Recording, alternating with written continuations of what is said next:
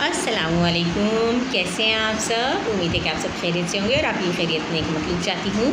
मैं भी आपकी दुआओं से बिल्कुल ठीक ठाक हूँ। हमने आपको बहुत सी मॉरल स्टोरीज सुनाई। आज हम जो आपको एक मॉरल स्टोरी सुनाएंगे उस कहानी का नाम है ख्वाब और हकीकत। तो चलिए आइए बग़ैर टाइम ज़ाया किए हम अपनी कहानी स्टार्ट करते हैं। एक मरतबा का ज़िक्र है कि कराची में एक बहुत खुशहाल घराना रहा करता था। उनकी एक ही बेटी थी और उस बच्ची का नाम लाइबा था। लाइबा बहुत प्यारी बच्ची थी और हर एक उससे बहुत प्यार किया करता था और वो हर एक का कहना मानती थी, अपने मम्मा पापा का कहना सुनती थी और उनका बहुत अदब और एहतराम करती थी। लाइबा अपने असातिज़ा की बातों को भी बहुत तवज्जो से सुनती थी और उनकी बातों पर अमल करने की कोशिश करती थी।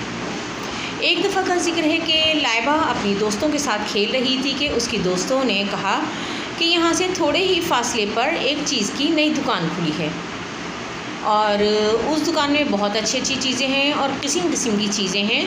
तो क्यों ना ऐसा करेंगे, आज हम लोग वहाँ पर उस दुकान से चीज़ लेने जाएं और चलो हम वहाँ पर चलते हैं और वहाँ से चीज़ें लेकर आते हैं। लाइबा ये सुनकर कहती है कि नहीं नहीं, मैं नहीं जा रही। तो उसकी दोस्तें कहती हैं कि क्यों। वो कहती है नहीं, मेरी मम्मा मुझे मना करती हैं और फिर वो दुकान यहाँ से बहुत दूर भी है और मुझे वहाँ से अपने घर का रास्ता भी नहीं मालूम, तो इस वजह से मैं आप लोगों के साथ नहीं जा सकती। उसकी दोस्तें उससे बहुत इसरार करती हैं और कहती हैं कि तुम्हें नहीं मालूम तो क्या हुआ, हम तुम्हारे साथ हैं ना, हम तुम्हें ले चलेंगे और फिर वापसी में तुम हमारे साथ ही आओगी, तो इसमें डरने की क्या बात है। और जब हम सब साथ जा रहे हैं तो हम सब साथ ही वापस आएंगे। लाइबा उनकी बातों में आकर पहली मर्तबा बग़ैर इजाज़त, यानी कि अपनी मम्मा से इजाज़त नहीं लेती और अपनी दोस्तों के साथ चीज़ की दुकान पर चली जाती है। चीज़ की दुकान में बहुत सारी चीज़ें, अब जब लाइबा जब चीज़ की दुकान देखती है तो उसको बहुत हैरत होती है। दुकान बहुत बड़ी थी और उसमें तरह तरह की चीज़ें थीं, chocolates, cake, biscuits, chips, girls ये कि हर चीज़, यानी बच्चों की जो फेवरेट चीज़ें होती हैं, बच्चों की पसंदीदा तरीन चीज़ें, वो तमाम चीज़ें उस दुकान में मौजूद थीं। अब लाइबा जो होती है वो तो ज़ाहिर है चीज़ें देखकर एकदम दीवानी हो जाती है। अब वो सोचती कहती कि मैं यहाँ से बहुत सारी चीज़ें लेकर जाऊँगी और फिर जब मैं चीज़ें लेकर जाऊँगी तो अपनी मम्मा को बता दूँगी कि मम्मा हमारे घर से थोड़े फासले पर एक दुकान खुली है।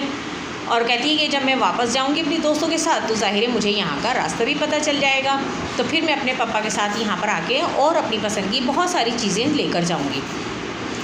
वो इन्हीं सोचों में गुम होती है और क्या होता है कि अपनी चीज़ें वो देख रही होती है और जब वो चीज़ें ले लेती है तो उसे अपनी दोस्तों का ख़्याल आता है।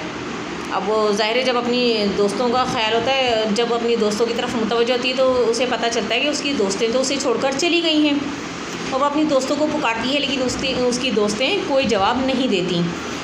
वो अपनी दोस्तों के नाम ले लेकर, एक एक का नाम ले लेकर पुकारती है, लेकिन उसकी दोस्तें नहीं आती हैं। अब उसको ख्याल आता है कि वो तो दुकान पर तन्हा खड़ी है और अब वो बहुत ज़्यादा परेशान हो जाती है और इसी परेशानी में वो ज़ोर ज़ोर से रोना शुरू कर देती है क्योंकि उसकी दोस्तें उसको छोड़कर चली गई थी।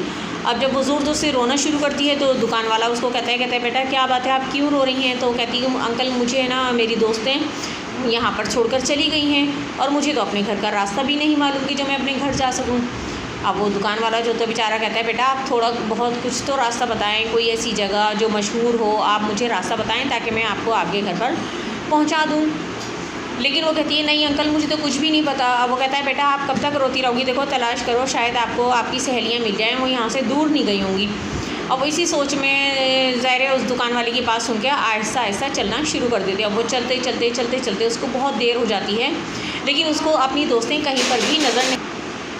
वो ज़ोर ज़ोर से रोते हुए उस दुकान से निकल जाती है और चलते चलते उसकी टांगों में भी दर्द हो जाता है, लेकिन उसे अपने घर का रास्ता नहीं मालूम होता। आखिर जब उसकी टांगों में बहुत ज़्यादा शदीद दर्द हो जाता है तो वो चलते चलते रुक जाती है और एक जगह खड़े होकर ज़ोर ज़ोर से रोने लगती है। अब जब वो वहाँ पर ज़ोर ज़ोर से रोने लगती है, इतने में वहाँ पर एक औरत आती है और उससे पूछती है कि क्या बात है बेटा, क्या हुआ, तुम क्यों रो रही हो।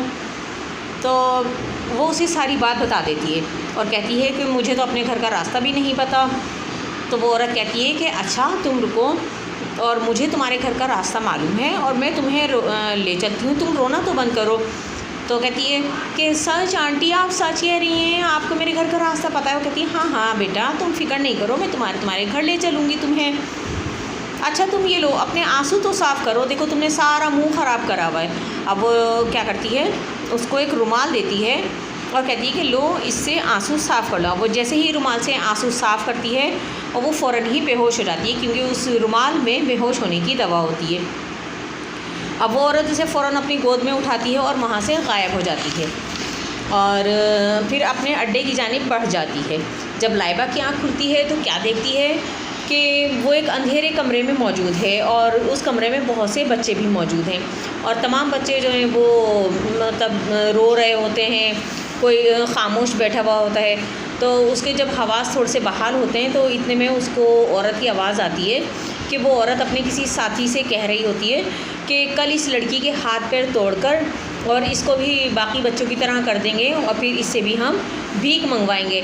और ज़ाहिर है क्योंकि जब हम इसके हाथ पैर तोड़ देंगे तो ये बाकी बच्चों की तरह माजूर हो जाएगी, जिससे हम इसे भीख मंगवा सकेंगे। और अब तो हमारे पास बहुत सारे बच्चे हो गए हैं।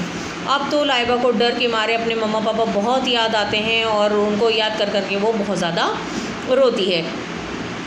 और वो फिर अल्लाह ताला से दुआ करती कि अल्लाह ताला मुझे माफ़ कर दें, मैंने अपनी मम्मा से जो है वो इजाज़त नहीं ली और उनकी इजाज़त के बग़ैर चली आई। क्योंकि हमारे वालिदैन जब हमें किसी चीज़ के लिए मना करते हैं तो उसमें हमारी भलाई पोशीदा होती है, लेकिन बच्चे जो होते हैं वो ये बात नहीं समझते और अपने वालिदैन की बाज़ औक़ात नाफरमानी कर लेते हैं और उनका कहना नहीं सुनते।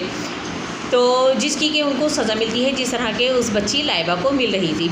अब वो रोती है खूब, अल्लाह ताला से गिड़गिड़ा कर दुआ मांगती है। रोते रोते वो क्या करती है, वो अल्लाह ताला से दुआ मांगती है कि अल्लाह ताला आप मुझे माफ़ कर दें, मैं अब कभी भी अपनी मम्मा पापा से झूठ नहीं बोलूँगी, उनके बग़ैर इजाज़त कहीं बाहर नहीं निकलूँगी और मतलब जैसे ना किसी भी दुकान वगैरह पर कहीं पर भी नहीं जाऊँगी। और वो रोते रोते जो है वो क्या होता है, अल्लाह ताला से दुआ मांगती है कि अल्लाह ताला आप मुझे मेरे वालिदैन से मिला दें और ताकि मैं उनसे माफ़ी मांग लूँगी और आइंदा में उनकी इजाज़त के बग़ैर कभी भी बाहर नहीं निकलूँगी। अब वो इसी तरह अल्लाह ताला से माफ़ी मांगते हुए रोते रोते ज़ोर ज़ोर से रोने लगती है। और इतने में क्या होता है कि वो अचानक उसको अपनी मम्मा की आवाज़ आती है। कहती है, उनकी मम्मा कहती हैं क्या हुआ लाइबा बेटा, क्या हुआ, डर गई क्या आप? तो आपसे कितनी मरतबा कहा है कि बेवक्त नहीं सोया करो। अब वो लाइबा कहती है मम्मा, एकदम अपनी मम्मा का हाथ पकड़ लेती है और कहती है, उनकी मम्मा कहती हैं बेटा कि आप है ना बेवक्त सो गई थी, इसलिए आपने कोई डरावना ख्वाब देख लिया था जिससे आप डर गई। तो लाइबा जो है वो अल्लाह ताला का शुक्र अदा करती है और वो सोचती है कि या अल्लाह तेरा लाख लाख शुक्र है कि ये सब कुछ एक ख्वाब ही था। तो उम्मीद है कि आपको आज की वीडियो पसंद आई होगी, क्योंकि इसीलिए बच्चों को कहा जाता है कि बड़ों का कहना सुनना चाहिए और वालिदैन उनकी भलाई चाहते हैं, इसीलिए वो उनको किसी भी चीज़ का मना करते हैं। तो उम्मीद है कि आज की कहानी आपको पसंद आई होगी। मिलते हैं फिर किसी नई कहानी में, नए टॉपिक के साथ, नई वीडियो में। तब तक के लिए अपना और अपने प्यारों का ढेर सारा ख्याल रखिएगा और मुझे दीजिए इजाज़त। लेकिन चलते चलते एक छोटी सी अच्छी बात कि अपने अपने ज़र्फ़ की बात होती है। कुछ लोग इज़्ज़त मिलने पर मज़ीद झुक जाते हैं और कुछ लोग दूसरों को झुकाने में लग जाते हैं। अपना और अपने प्यारों का ढेर सारा ख्याल रखिएगा और मुझे दीजिए इजाज़त। अल्लाह हाफ़िज़।